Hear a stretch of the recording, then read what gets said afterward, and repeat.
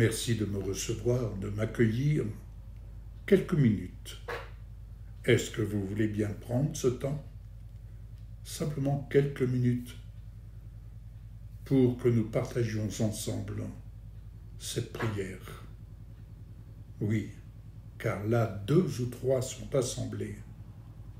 Sa parole nous dit, et c'est Jésus qui parle, il est présent au milieu de nous.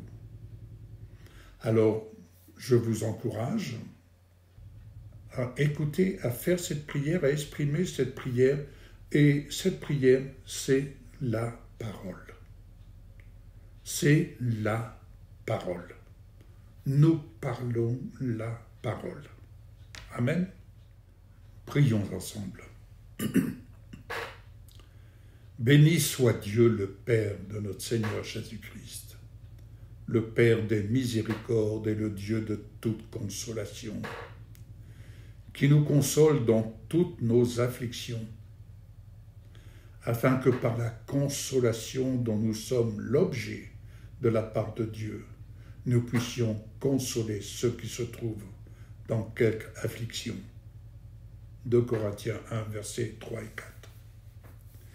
Car l'Éternel est un Dieu qui sait tout, et par lui sont pesées toutes les actions.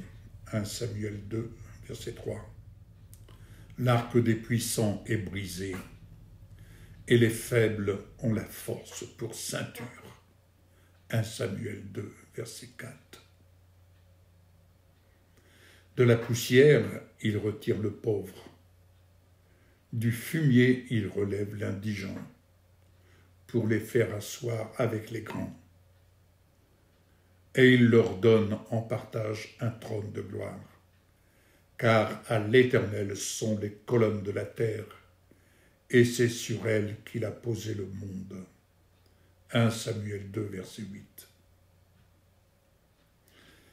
Aussi mon cœur est dans la joie et ma langue dans l'allégresse, et même ma chair reposera avec espérance.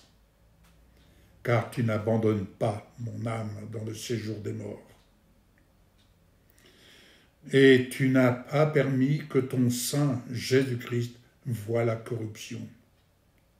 Car désormais, ressuscité et glorifié, tu m'as fait connaître les voies de la vie. Tu me remplis de joie par ta présence vivante. Acte 2, versets 26 à 28.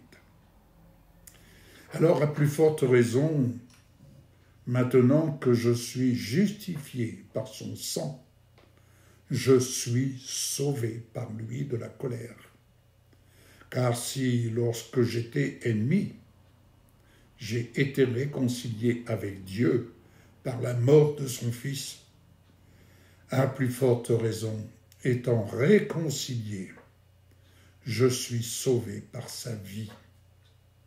Et non seulement cela, mais encore, je suis glorifié en Dieu par mon Seigneur Jésus-Christ, par qui maintenant j'ai obtenu la réconciliation. Romains 8, versets 9 à 11. Car par lui j'ai un libre accès auprès du Père, dans un même esprit.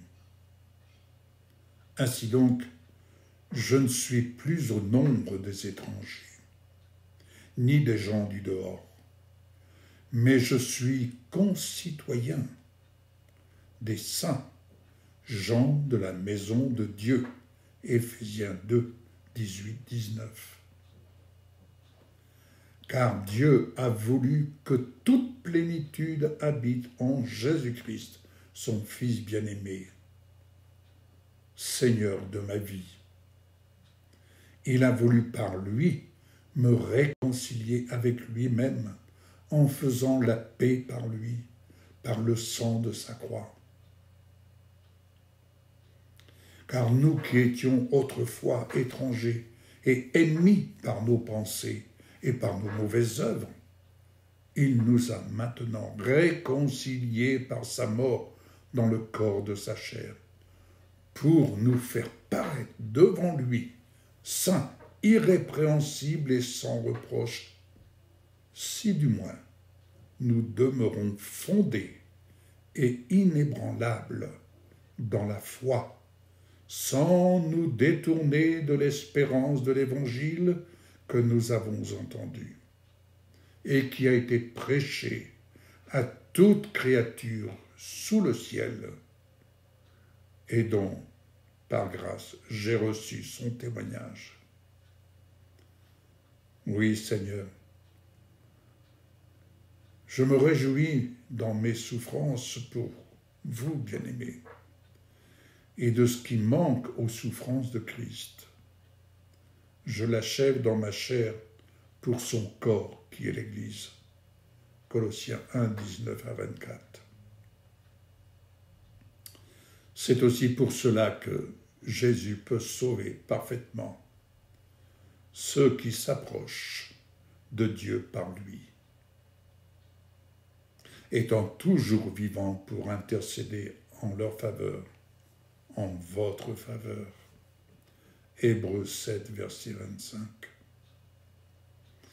Alors par lui, j'offre et offrons ensemble sans cesse à Dieu un sacrifice de louange et de reconnaissance, c'est-à-dire le fruit de nos lèvres qui confessent son nom. Et n'oublions pas la bienfaisance et la libéralité, car c'est à de tels sacrifices que Dieu prend plaisir. Hébreux 13, verset 15. Car je peux dire, et pouvez-vous dire, je n'ai point ici-bas de cité permanente, mais je cherche celle qui est à venir. Hébreux 13, verset 14. Que le Dieu de paix qui a ramené d'entre les morts le grand pasteur, notre grand pasteur, le pasteur des brebis, par le sang d'une alliance éternelle, notre Seigneur Jésus, oui, qu'il me rende capable, vous rende capable de toute bonne œuvre pour l'accomplissement de sa volonté, et fasse en chacun de nous ce qui lui est agréable par Jésus-Christ, auquel soit la gloire au siècle des siècles. Amen. Hébreux 13, versets 20 à 21. Je vous souhaite une bonne journée, méditez, et si vous voulez avoir l'écrit de ces prières, n'hésitez pas à en faire la demande et vous recevrez en retour. Au revoir et excellente journée.